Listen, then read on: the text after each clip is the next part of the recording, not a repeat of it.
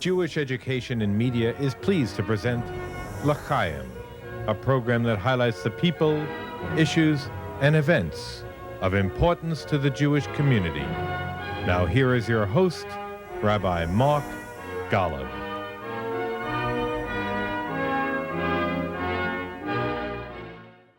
I'm Mark Golub, and I love telling you about books that I think should become part of your home library.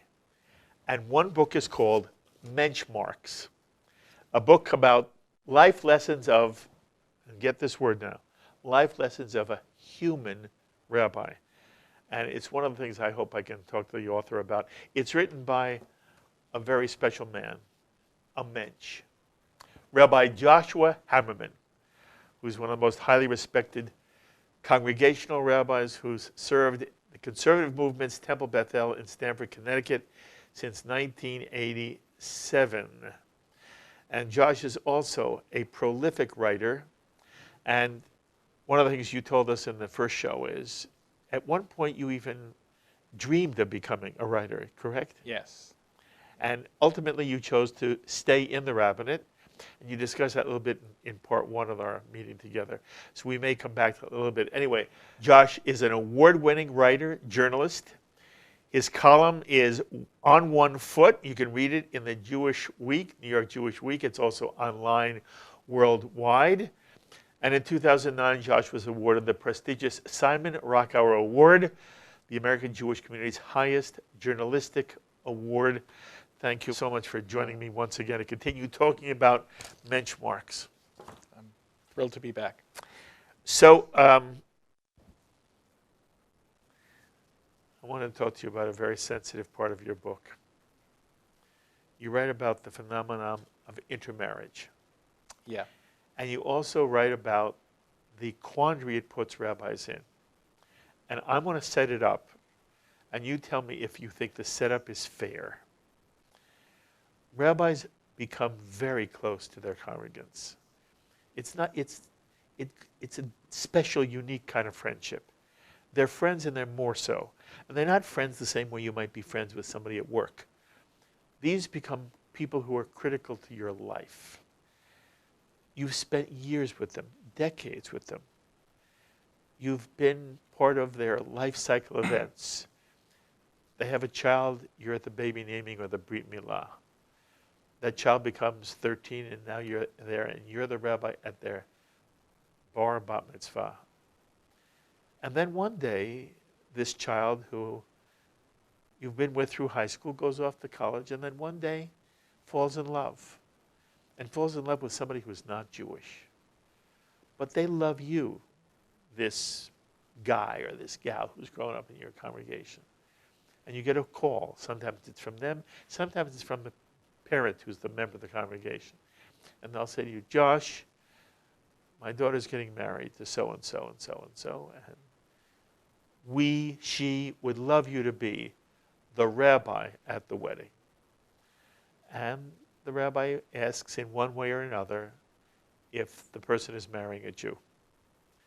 And within the American Jewish community, within the American rabbinate, there may be no more complicated and sometimes contentious issue, even more than conversion, what a rabbi chooses to do about being part of an intermarried marriage, wedding ceremony, where one of the members is a congregant, Jewish, and the other is not.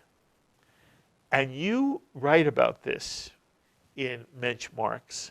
And again, this book, for those of us who missed part one, this is Josh Hammerman's attempt to show us how one evolves into a mensch, an extraordinarily responsible, loving, open, accepting, embracing human being who has dignity of his own, but doesn't let the dignity of his own ever get in the way of his being open to and more with other people. Have I said it fairly enough? I appreciate it. Okay. Thank you. And one of the things Josh is writing about is, well, he writes about the relationship he had with his extraordinary father, who was a cantor, in which part of Brookline, Mass. Brookline, Yeah. Mass. A big Red Sox fan. Oh, I am. Yes, yes. Mm-hmm. At one point, the intermarriage you write about is Red Sox to Yankee fan. That was much tougher. Okay. Bring home anyone but a Yankee fan, Okay. basically. Yes. But you write about in this book how you saw your father, as a chazan, handle situations where he had to do intermarriage. And this is what you wrote. Yeah. You write, the chuppah was always the most definitive clue as to what kind of ceremony it was going to be, because evidently your father would be a He justice was a of justice the of the peace. so people would come to our house, Yes. couples, just to Okay. get married. When my dad took the chuppah out of the closet, I knew it would be a Jewish ceremony. Now, this chapter is written in an unbelievable context, where you're at a school. It was Stamford schools. Yes. Public Talking schools. about a version of Tevye, a Fiddler on the Roof, Yeah. Right. where the people playing the Jews were not Jewish. Yes. The only Jew was the Cossack. Right. And you're brought in, you're the advisor to the production, and at one point you're brought in to talk to the students about life of the shtetl and who Tevye was. And one of the things they begin to ask you about is the scene in Tevye, not the scene, the ultimate conflict in Tevye and Right. Fiddler on the Roof, which is where Tevye's daughter, Chava, falls in love with a Russian, Yes. and she is going to marry him, and she leaves, and she's going to marry this Russian. And Tevye basically says to Golda and to the audience, Chava is dead to me. This is not easy for him to do. He adored Chava, and it is very painful for him. But he says basically Chava is dead. And you're now having to meet with these kids, and they want to understand whether in today's world, Jews in general, Josh Hammerman, Rabbi Hammerman, Right. would you say the same thing? And they say, do Jews still mourn with sackcloth and ashes when their kids intermarry? No. You I tell. say. Right. You're actually talking to the girls who are going to play Chava. Uh-huh. But then you write the following. Would I sit Shiva for my child if he married out? Josh is now saying this. He's imagining, what if it happened to me? Would I sit Shiva, Josh asks himself, for my child if he married out? Would I officiate at the wedding? And he says, no and no. He would not sit Shiva, but he would not officiate. And then he asks, rhetorically, would I celebrate? And you answer in this chapter, in the words of the immortal dairyman, Tevye, I'll tell you, I don't know. So I'm reading, we were not with us for part one. Josh is a dear friend. We're colleagues, we're rabbis together in Stamford. I've known Josh from the day he came to Stamford as first an assistant rabbi at Temple Beth El, and I was there at his installation. When he became the senior rabbi of Beth El, I've watched this, what was a young man, grow into a highly respected colleague, not simply of mine, but of the entire Jewish community. He does fabulous work with JTS, Jewish Theological Seminary, where he received his smicha. He's also a teacher at Klal. And again, he has become one of the leading figures on the American Jewish conservative rabbinate, if not the rabbinate as a whole. So I'm reading this about my friend and colleague, Josh Hammerman. And I'm reading that Josh says he would not officiate at his child's wedding. And then the question is asked, would he celebrate at his child's wedding to a non-Jew?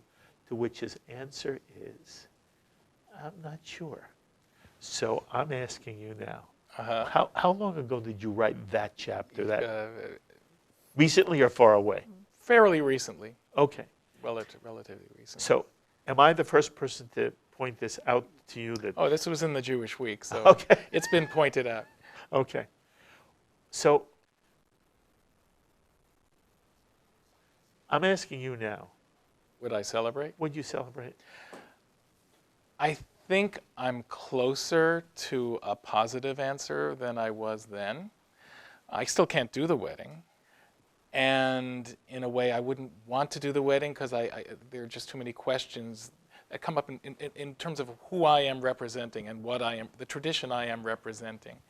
And I'm not comfortable to say that that tradition would sanction that particular wedding. But then it gets back to what you said in describing me and introducing me about the love, the unconditional love, the welcoming. And I even put in this article that Abraham himself and Tevye himself would have followed the menschlich route of always welcoming into his tent whoever comes in.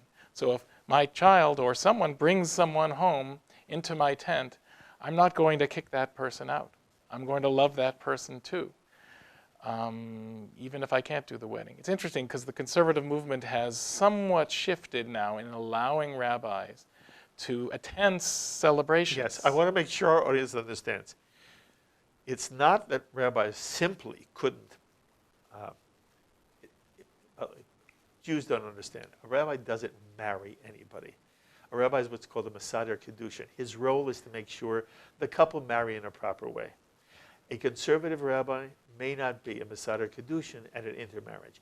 But more than that, the conservative movement had a rule that a conservative rabbi couldn't attend an intermarriage because it would seem to be giving hechsher, some kind of stamp of approval, if you went and attended.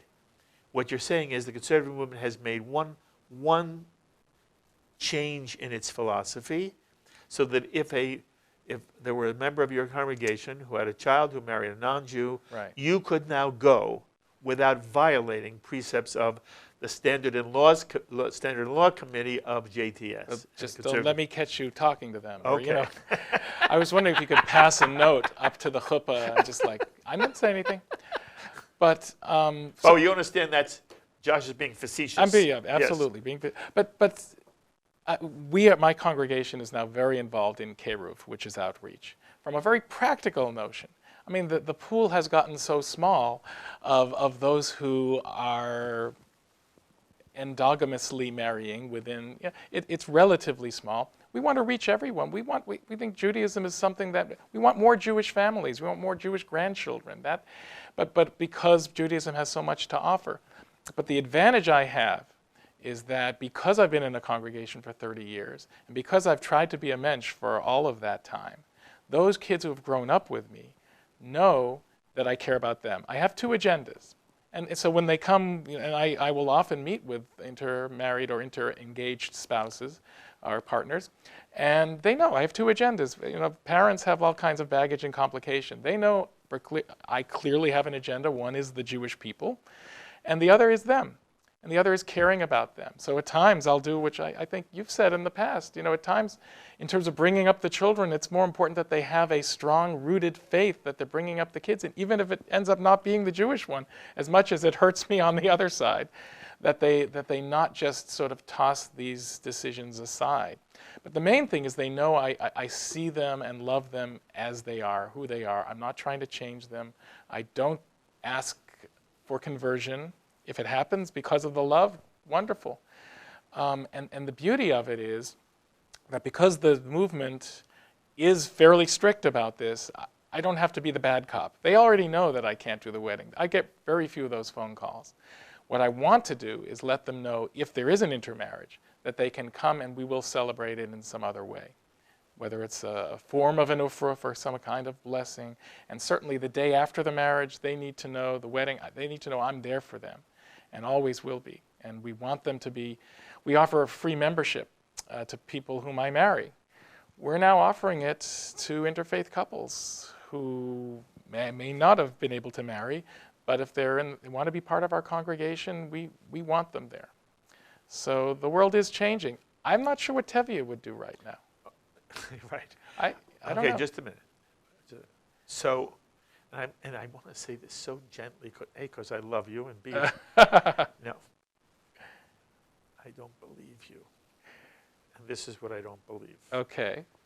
I don't believe if your son said to you, I'm marrying somebody not Jewish, I think has whatever negative feelings you'd have or feelings of pain, I cannot imagine that you wouldn't celebrate with him. Yeah. I believe there's not a question in the world Right. Well, that you would celebrate with your child, yes. no matter who. Mm-hmm. So why did you write you didn't know in the book? You do know. I think those 5 years make a difference. It was 5 years ago? Yeah, about 5 years. Yeah, I think at this point I would be Okay, much so you closer. hedged a little bit, but there's no hedge now. I said to you, Yeah. okay. No, I would celebrate. And the celebrated is part of the potential. I think things have become so incredibly complicated. The metaphor of that chapter is all about Fiddler on the Roof, a profoundly Jewish but also universal work of art, has now become so accepted universally, like the bar mitzvah in another chapter, that Jews have become part of the American grain. And we need to understand that it's a great strength of Judaism and of the Jewish people living right now in America that there is assimilation. That assimilation is because of the security that we have gained and the appreciation that we've gained also from American culture. So it's a good thing. It's not the enemy of Jewish survival. What the numbers will show in a generation, I have no idea, but I know that they will be complicated. yes. When you say it's not the enemy, what's not the enemy? That Jews are very much integrated into... No, that's wonderful, isn't it? Yes. At the same time, That it has a cost. That the person who's living, let's say, in a community in the South where the KKK was popular in the 1920s, may have a Jewish relative and now understand in a different way who Jews are and what Judaism is all about. That even in the White House there is a Jewish grandchild. That does have some impact. So assimilation, and by the way, no matter who would have won in 2016 elections, there would have been a Jewish grandchild, or some sense. So I think you're absolutely right. that's a good thing. Yes. I mean, and intermarriage is not to be universally condemned the way it has been over the years. Okay.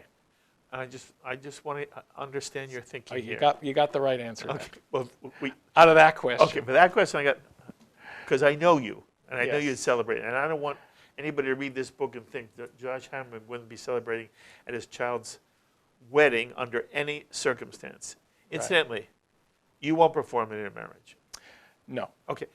What will you do if two Jewish gay people come to you? We've had LGBTQ weddings. Okay.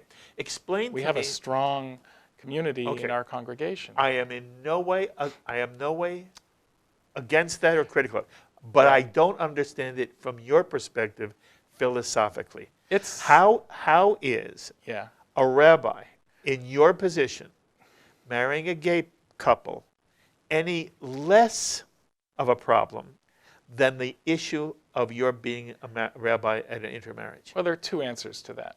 One is the one that gets us into the halachic weeds, where I don't think we need to go, but it's apples and oranges in terms of the way homosexuality was interpreted and has been interpreted through the years by Jewish law and in the Bible itself. The book of Leviticus, that one problematic verse that condemns, in a sense, homosexuality as an act. Is it really condemning relationships? I mean, you can get into that. Only if you want to tap dance. No, but I think there is a significant difference. No, you and I would say something. But you and I say, Yeah. the Torah is an evolving book as well. Absolutely. And there are things that were written 2,000, 3,000, 5,000 years ago, which we now understand in a different context. And we Yes. would say what was a sin in the Torah, and it's a blatant, obvious sin, it's an abomination, and it's a capital crime. It's a capital crime. And no Jew, including you, should tap dance. You should say it was a capital crime. I don't accept it as a capital crime anymore. Yes, I don't accept it. Okay. But I'm saying that there is a very different halachic history of the two different issues. It can be treated differently. That is, the ivory tower solution that I am not espousing. I am unimpressed. Give me the other answer. Well, the other answer is it's a sociological process that's taking time. So understand. So we had feminism, okay. we had LGBT, Yes. we have intermarriage. Well, let me tell you. And those are the three stages of tell you. inclusivity Let me tell you. that are heading, Right. toward a and sense everybody of listening completion. understands the same thing's going to happen with you in intermarriage. Yeah. So for you to tell me that there's some principle involved. I'm it's saying that not- was answer one. No. When I said to you, why wouldn't you perform an intermarriage? You said it somehow violates something that you feel you represent. And my point is, you have no trouble marrying two gay people, and it should violate the exact same thing. It doesn't. Why? There's been an evolution. And Right. and even in the conservative movement, the fact that you say now you're allowed. Isn't that nice? You're allowed to go to intermarriage. By the way, it was I'm not defending. it was outrageous Yeah. that the conservative movement would say to a rabbi, you can't attend. That was outrageous. I don't know how. You said in part one, so many things to talk about. Oh, that's You said okay. in part one That's good. that you were at JTS. Josh graduates college. He goes to Brown. He goes to rabbinical school. He said to us in part one, he did not want to be a congregational rabbi, a pulpit rabbi. Right. He loves journalism. He could see himself writing. He could see himself in other kinds of rabbinic positions. But it turned out he ended up going to a congregation, and lo and behold, he liked it much more than he thought, and he doesn't think it's a nightmare. He says, when he writes in the book, it was a nightmare of his to become a rabbi. So now he's a rabbi. Okay. But you said to me in passing, Yeah. when you were at JTS, the Conservative Movement's Rabbinical School, which in the 1940s and 50s with Kaplan and Heschel into the 60s, was the preeminent Jewish institution on the American scene. Right. That when you were there was something about JTS which troubled you to the point that you were contemplating, you who grew up in a very conservative, strong, traditional, conservative Jewish home, your father was a cantor in a conservative synagogue, you're considering leaving JTS to go to HUC, the Reform Rabbinical School down the block. Yes. And I said to myself, this isn't the right time to ask him, but this is. Go ahead. What was it going on at JTS where you were troubled enough to consider leaving? I think there was, it's the whole ivory tower versus what I was doing in journalism school, which was night court. And I went to Rikers Island, and I covered the Gene Harris trial. And you get down into the mud. You get down into the guck. You get down into where people, it's religion as lived by Mother Teresa as opposed to religion that's lived up in the ivory tower. Literally, they had a tower that was almost of ivory. You can't be totally honest in a place like that. You can get into all kinds of Talmudic discussions. It was fascinating, and I loved it. But even for them in the days of the Talmud, those rabbis had day jobs. They lived with the people. And I just sensed a separation from the reality, the living and breathing of religion evolves as it lives and breathes. But I do feel very strongly that there's an evolutionary process to it.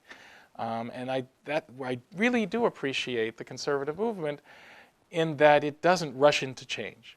In that it does, the whole tradition and change, it's like it doesn't work for me, that it's just too polarizing in a sense, but that there is a process whereby you make changes, and it takes time, but eventually you get there. And you want to make changes that are internally consistent with a tradition that may not in itself be internally consistent. So when you're having this sociological journey from integration into American suburban life, which allowed people to drive on Shabbat, and trying to cope with realities of feminism, and then trying to cope with LGBT issues which were so unjust to begin with, but then compounded with the AIDS crisis that just screamed out to people, these people are being blamed for an illness? How can you do that? Really. So that, screamed out that there needs to be a change. There needs to be justice for those who are Jewish in every way and who happen to be LGBT. They needed to be part of it, and they needed to feel part of it. So that was a compelling change that needed to happen. I think the conservative movement, again, took its good time, probably too much time. This now is an issue that needs to be dealt with. This being? intermarriage. And when I say I'm not comfortable, it's because I'm an old fogey. And as much as I love to change and I want to change and I want to be at the vanguard, and by the way, I can be cool, at times. I don't dress too cool, but I like to be. And I want to listen. I'm not sure it will happen in the span of my career that I would be able to make that leap, because it would also mean right now leaping away from my movement. So there's the where we leap are. you're talking about is performing intermarriage? Performing intermarriage, which some conservative rabbis, a few, have done, but basically it meant expulsion from the rabbinical assembly. But I think because I've been in my congregation so long, and I, there is this relationship of trust and love, I can get away with it and get by with it without turning people off to building Jewish homes with their families. I can still encourage them. I can still work with them. And they know that they are totally loved and accepted. So I can do it. I can make it. I can do it in my congregation. If I started in a new place, I'm sure that I'd have to. It might be harder. It would be harder. There's no question. It would be harder, because that's where we're heading. You've heard it. You've read it. There are many people who really believe the way the American Jewish community is assimilating, because we're so accepted in American life. And you want to get rid of the Jews, just be nice to us. And we just... But that's not happening. Oh, yes, it is. Yes, it is, Josh. Shabbat observance, synagogue membership. There are a lot of metrics that aren't good. It's horrible, Josh. I still see it. I see people coming back. Maybe it's because of funerals or whatever. I see people not knowing what it means to be Jewish, but feeling some tug. And by the way, I think one of the major contributors toward that is actually Holocaust awareness, which the Pew survey showed is the highest degree of identification. In fact, the next book I'm working on, which I think I have a publisher, is called Embracing Auschwitz. So I'll come back for that. Oh, absolutely. But I think that can be a key to advancing Jewish identity into the next generation. Okay, there are pockets. There will always be Jews. But if you go throughout America, you will find that most American Jews, A, are unaffiliated, B, have a tenuous, if any, connection at all with Israel. And really, what they see themselves is, the part of your book we discussed last time. Yeah. If you're a mensch, it's good enough, and a mensch can be anybody. You don't have to be a Jew to be a mensch.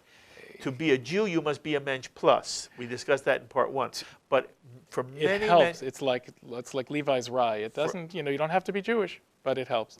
But I think in terms of being a mensch, this is the kind of thing that one of my agendas here is to reach some of these unaffiliateds, because this. Yes, but I'm asking. I'm All right. asking you a specific question. Yeah. The question is, as you see the numbers and the amount of people, we have never had as illiterate a Jewish community as we have today. That I We've agree. never had a community that knows less Hebrew than today. Yes. This is the move. This is where it's going.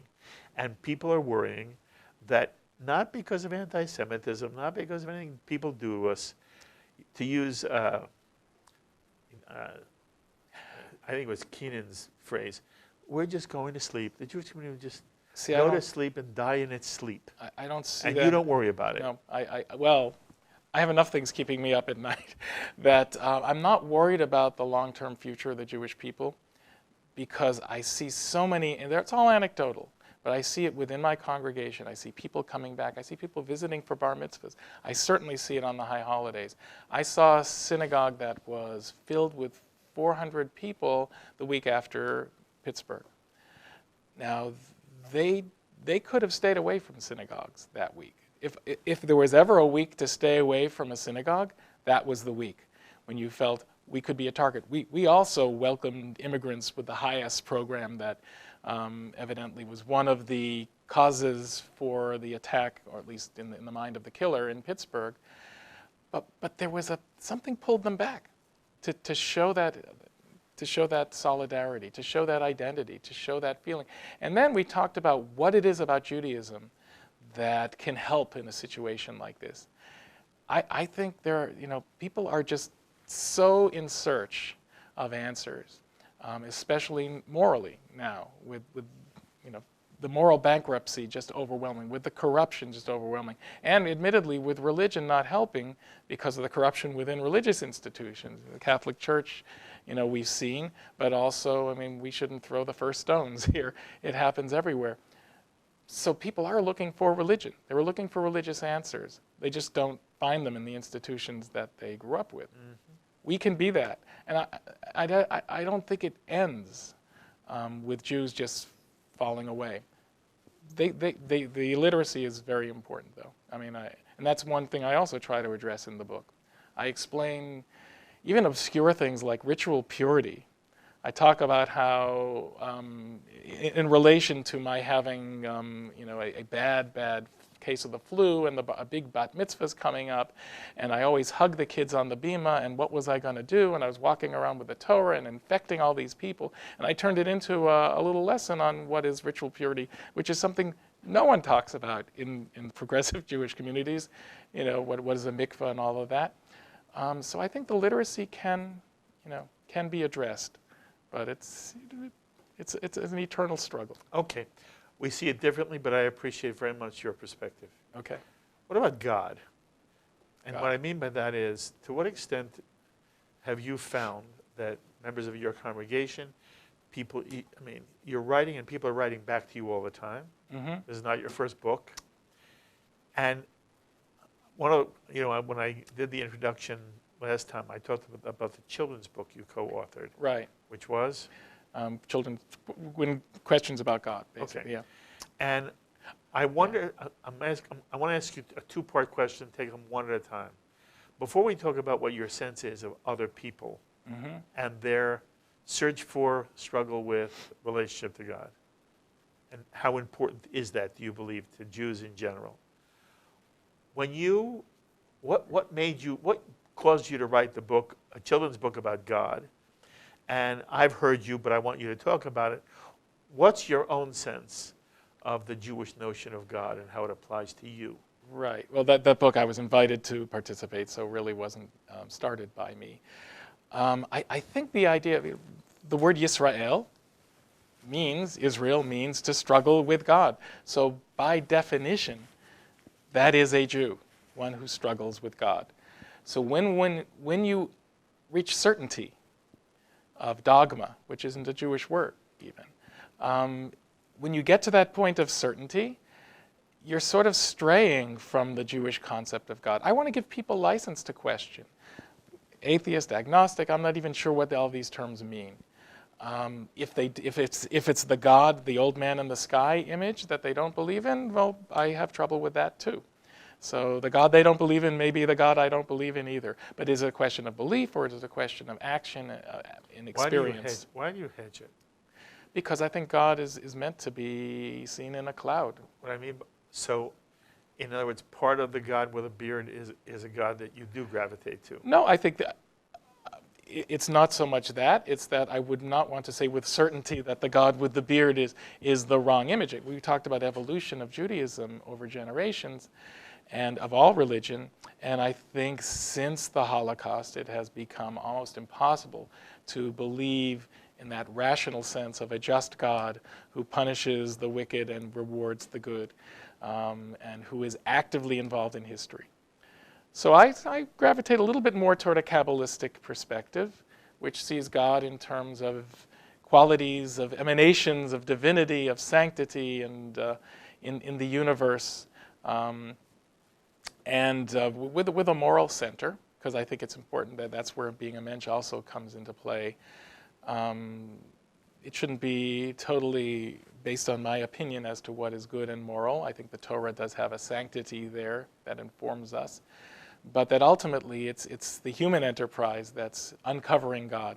There are quotes that I use about building God. I think Nikos Kazantzakis, who was an inspiration for me when I was deciding whether or not to leave rabbinical school, in his report to Greco, he talks about each of us building God, each of us adding one little red pebble to the construction of God, the greatest construction project of all time.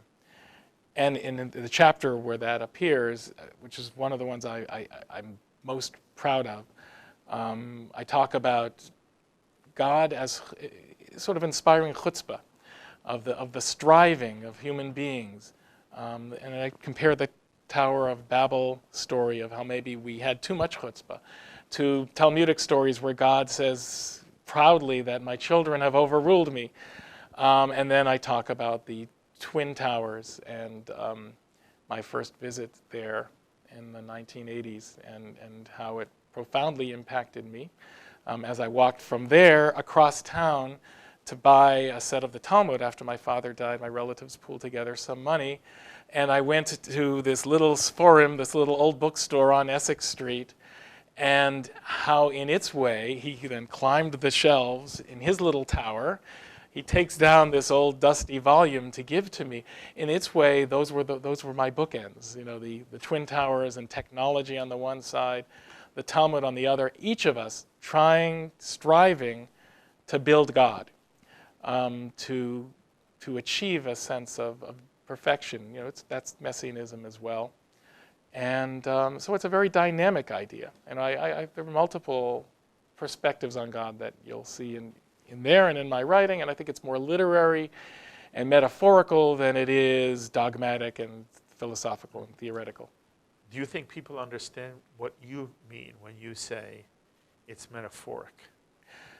I hope they do. I hope they do, because I think it is so important. Do you believe that God is a person? No. God have a body? No. Our Jewish tradition teaches unequivocally God does not have a body. Right. So God doesn't have a beard. No. And you're very comfortable saying that, although you and I understand we talk to whomever we're talking to. Yes. And you don't have to make somebody feel bad or convince them if that's where they are. But you and I do understand that that's never what the Jewish tradition meant by God. For sure. But at the end of the book, and you don't have to read the book now, everyone can go to the last line, I talk about how my discovery, the God of love, is really the basis of how I imagine God. And it's through relationships. There's a little Martin Buber in there. Of course. But I talk about the God of love having a human heart. And that it's through the human strivings, the human love. Just make sure everybody understands. What you're saying is so beautiful. It's all metaphor. It's metaphor. And it's about the spark of divinity in each of us. It's about being in God's image that is so profoundly central at the core of Judaism and in other faiths too, but certainly at the core of Judaism, that that I think we can communicate that, and it gets back to being a human being, not being stuck in a role. Here's another aspect we talk a lot about rabbis who are stereotyped, and I've fought against that all my life. I want to be seen as a human being. In fact, this title, the book cover says it's by Joshua Hammerman. Now, they told me that it would market better if they knew it was from a rabbi. So we could say Life Lessons of a Human Rabbi. So if everyone knows it's written by a rabbi, but I want to be identified on the cover as a person first, and not have to rely on people relegating me to other things, other images, other metaphors. So back to the Book of Mormon, one of the most profoundly religious Broadway shows I've ever seen, has that as its core message. It's also about... It's metaphor. It is a metaphor. And it's a profane show in every respect, except for that core message. Yes. And, I hope people... Very Jewish message. And I say, go see it. Go, even if you're not a South Park fan, go see. My kids were sort of at that age where they were South Park fans. They dragged me to it, and I loved it. That is the message of this book as well. It's a wonderful message. It could be made into a musical, but I wouldn't recommend it. The other part is my life has been very boring. And I say that right at the outset. I appreciate your interviewing me. I don't think Oprah would have me on because it's been really boring. If this is your life, I'm a serial monogamist. That's what you think boring is? Well, I've never, neither of us has experienced anti-Semitism in a way. I can't speak for you. I I shouldn't have say not. that. I have never. Because people are on their best behavior with rabbis. No, it's not. It's not It's- in the world we live in. Millions of martyrs would be chuckling if I, talked about my anti-Semitic encounters. So But how did? But I didn't follow the line of. How do we get from there that you've never experienced anti-Semitism? just that I'm a human being, that I'm, Yes. and that's, this is a normal life. Yes. I You talk about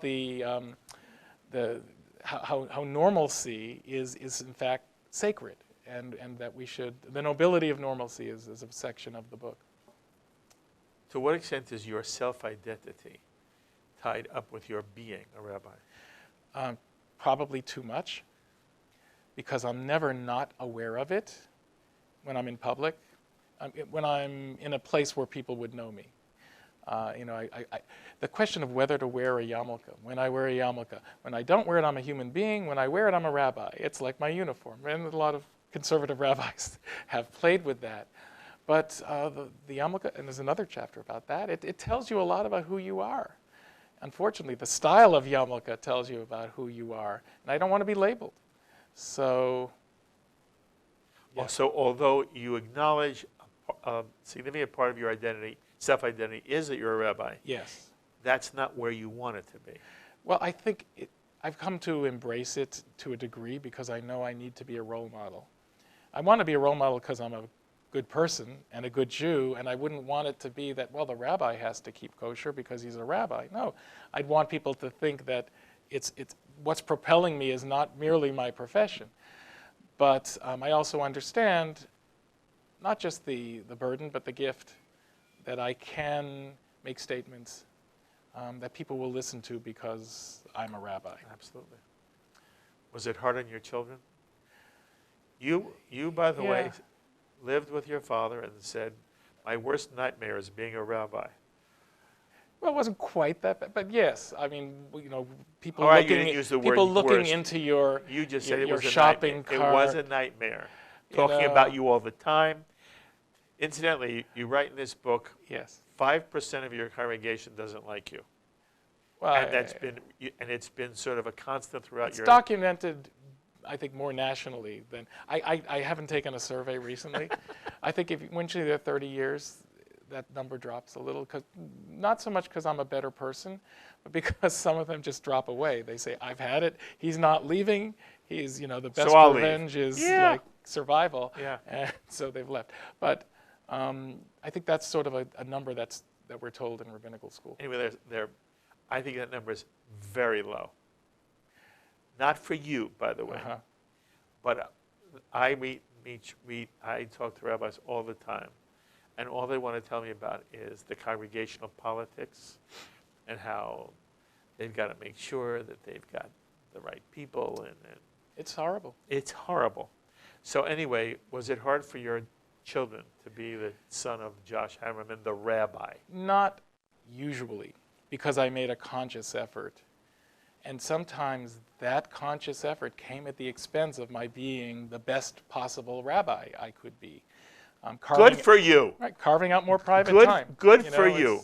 I don't want you to be a good rabbi at the expense of your family. I did not put them on display every Friday night, every Shabbat. How much display did you put them on? Various degrees at various times. When they were much younger, might have been more tolerable. But even then, they knew that this was their home and not the synagogue's home, in the sense that this was their private space, their safe place. But they came to, I think, feel very comfortable in the congregation because of that. So in the end, they ended up doing more. They were teachers' aides for the Hebrew school. They were leaders in our youth group. They were very comfortable. And part of it is because they were protected. So I wanted to ask you a question, and I pause only because so far, our conversation on both programs, Mensch Marks by Josh Hammerman, is it has not been polarizing at all. Right. So I want to ask this question, and I don't want it to be polarizing. That's not what I'm looking for. Mm-hmm. You and I can come back some other time and talk about our respective view of Israel, Is it doing the right thing? Is it doing the wrong thing? What's the Palestinian problem? That's not what I want on this show. I want to talk about your book. Okay. Okay. But I do want to know, based on this chapter that I referred to in the last, when we talked about the sacred cows that cannot be spoken about on the high holidays. I'm just interested in your opinion on this as process, not to argue about Israel. To what extent is it appropriate or inappropriate for a rabbi at the high holidays to give a sermon for or against Israel, or for or against a political candidate? Oh, political candidate, absolutely not. I wouldn't do that even in a non-political year. Israel is more complicated, but I would say that the opportunity that you have when you're giving a high holiday sermon, and I give 4 of them basically, is too precious to waste on something very ephemeral, like what's happening this week, who's the prime minister this year. You know, they're much deeper issues. So one of those deeper issues is the connection of the Jew for Israel. Another deeper issue is democratic values, but on the deepest sense, pluralistic values that I know we share. So I could perhaps talk about some of the issues regarding religious pluralism in Israel, and I do in the book. But and there are life and death issues involving Israel that are very important. I'm not saying they're not, but I'm just saying that on the pulpit, that isn't necessarily the time to talk about them on the high holidays.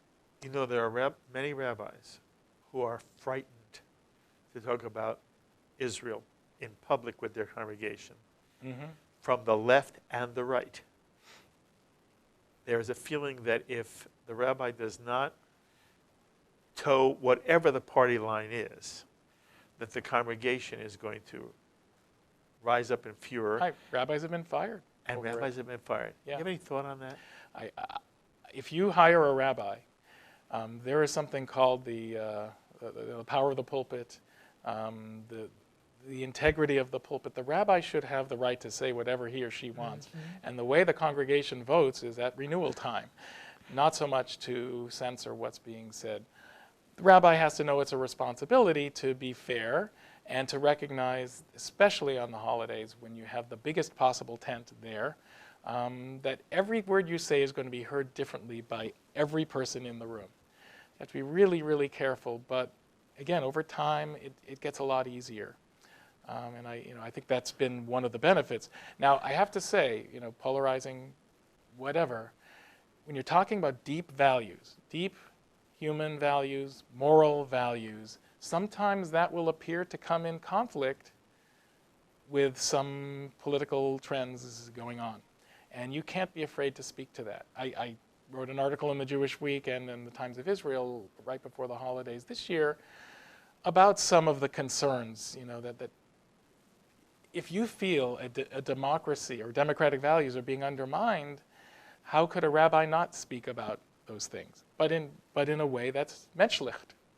And that appeals to some of our higher aspirations, that makes us better people, but also affirms that religion has a role to play here as one of the checks and balances in American society. And as a journalist, I see that in both ways, journalism and religion. The fourth is we're all part of that checks and balance system. And when some are being undermined and attacked, it turns out religion has not been so much attacked. And I think we have a right and a responsibility to speak. That's beautifully said. So we can't end without Tim Tebow. Explain what the Tim Tebow passage is in your book and what the thought is. Yes. Well, at the end of 2011, and I'll try to do this on one foot, this marvelous football player, but a pretty bad passer, was miraculously winning game after game. And it seemed it was a religious fervor that was taking hold, not just among his fans, but in the whole country. It was really being swept up with what I perceived to be almost a messianic tinge. Now, I know all about Messianism and religion. I'm a Red Sox fan. I do believe the Messiah arrived in 2004, but that was different. That transcended specific religions.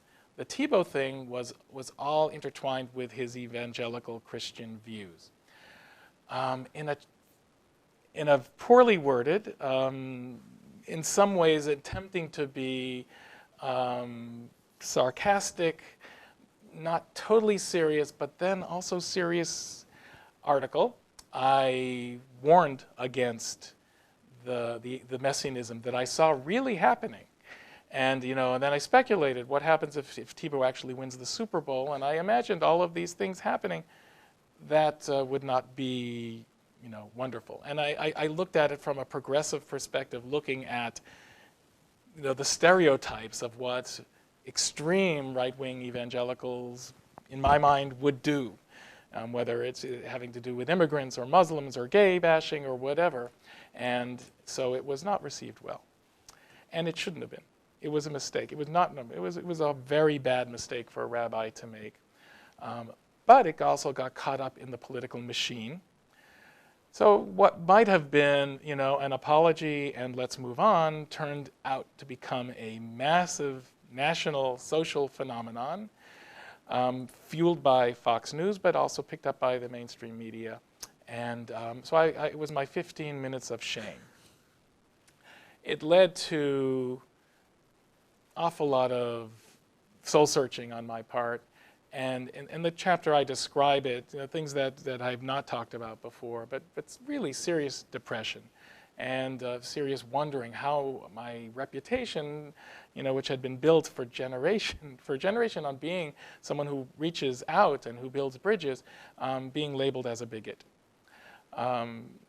For a sin that, while not something I'm proud of, certainly is not about robbing the coffer or some of the moral sins that clergy have, done, unfortunately. So it unfolds, and then the chapter describes it in great detail. I had to make a decision. For a couple of one is I stopped writing for a while, and I know you asked me on at that point, and I said no, I'd rather let this calm down.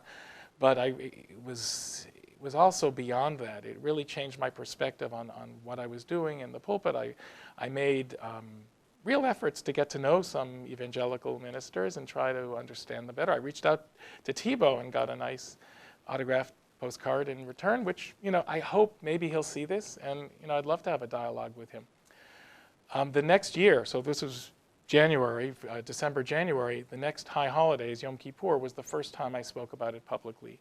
And it was a sermon that has been seen by many in my congregation as the best one I ever gave, which I take no great pride in, but it just shows the impact.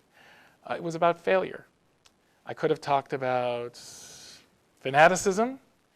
I could have talked about, the horrible political machine that just sucks people in and destroys reputations, and there's a lot to be said about that, about cable news, social media. This was before bots, so I really got skewered, but it was about failure.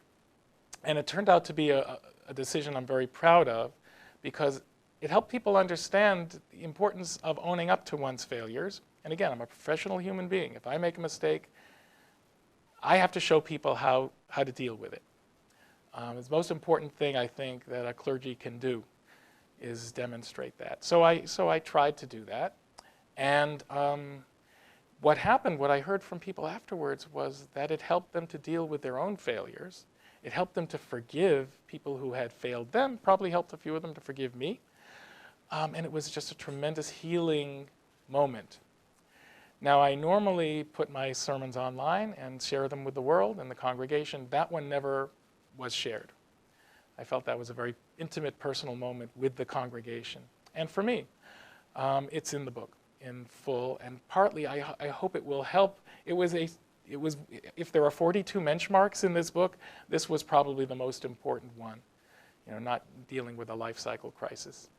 And I hope that it will help others, other rabbis, ministers, but other people to be able to share their failures and own up to them as well. You're an extraordinary human being. You're a fabulous rabbi, but you're an extraordinary human being. It's been an honor to both know you and be a friend of yours. It's a huge kick that you would come and spend this much time talking about your book on JBS and on LChayim. I wish you kol tuv v'hatzlacha. You never stop writing. Never stop writing. You're a gift to us, Josh, Thank you, Mark. in every way. And you and JBS are as well. Thank you. Thank you. Thank you. Josh Hammerman. His book is Mensch Marks, Life Lessons of a Human Rabbi. And I hope you understand once you hear this man, why the word human as the adjective for rabbi in the title was chosen. It was a conscious choice. And it's all about people. The Jewish tradition is all about caring for other people and being as lovely and caring as you could possibly be. And if you want sort of just a place, a way to think it through for yourself. And Josh isn't giving you any orders, no mitzvot. All he's saying is, just think this through with me. It's a very easy read. He's a wonderful writer. It's easy. It's an easy read. And it's one that when you start, you will not want to put down. And it's the kind of book, by the way, you can read and come back 2 days later. But there's so much wisdom in this book that I recommend it to all of you. Mazal Tov, Yasher Koach. Thank you. As always, I invite you to be in touch with me with any thoughts or comments you may have to any of the ideas expressed on this edition of LChayim by Josh Hammerman. Please email me, write me, post it on our Facebook page, or tweet me.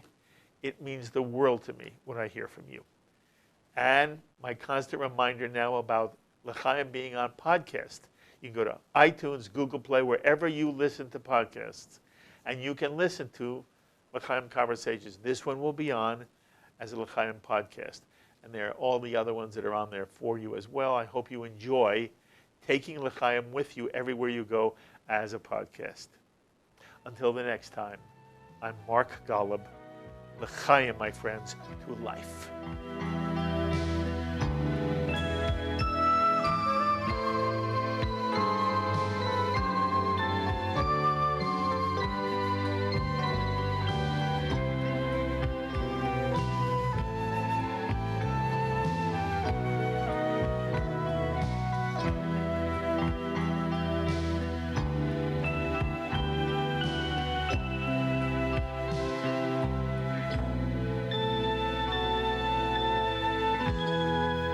LChayim is a presentation of Jewish education in media.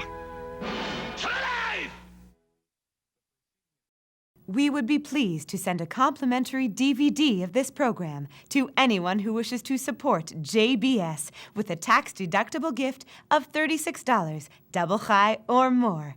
Simply visit the JBS website at jbstv.org and click on the Donate button to make a donation by PayPal or your credit card.